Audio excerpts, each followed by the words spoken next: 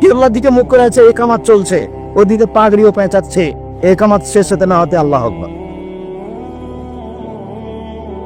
3 foot দূরে দূরে দাঁড়া তো বহু দূরের কথা।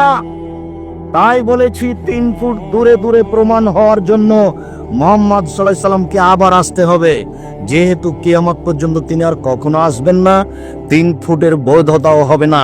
আজ থেকে নিয়ে কিয়ামত পর্যন্ত যদি কাবা ঘরে আর কোনোদিন পায়ে পা মিলিয়ে না দাঁড়ায়, আজ থেকে নিয়ে কিয়ামত পর্যন্ত যদি কাবা ঘরে আর কোনোদিন পাশাপাশি প্রাচীরের মতো না দাঁড়ায়, তবুও তা জায়েজ হবে না। জায়েজ করতে আল্লাহ রাসূলকে আবার পৃথিবীতে আসতে হবে। যেহেতু তিনি আসবেন না, কাজে এই ইবাদতের সিদ্ধান্ত পরিবর্তন হবে না।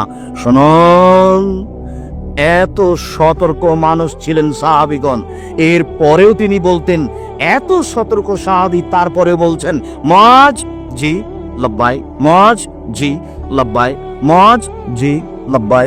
বলেন কি বলছেন? আচ্ছা মুআজ বলতে পারো মাহাক্কুল্লাহ, আল্লাহ আমাদের কাছে কি পান? মাকুলে বাত বলতে পারো তুমি বান্দার কি হক? আমরা আল্লাহর কাছে কি পাই? আমাদেরটা দেন। আল্লাহ বলছে আমারটা দাও। আমরা কি পাই? তিনি কি পান? তুমি কি এটা বলতে পারো?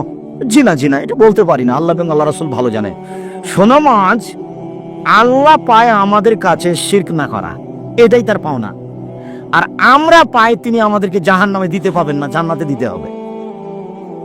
আমরা কি পাই বলেন তো? আমাদের পাওনা কি? জান্নাতে দিতে হবে, উনি জাহান্নামে দিতে পাবেন না, এটা আমাদের পাওনা। আর তার পাওনা কি বলেন তো? শিরক না করা। তারটা আগে না আমাদেরটা আগে?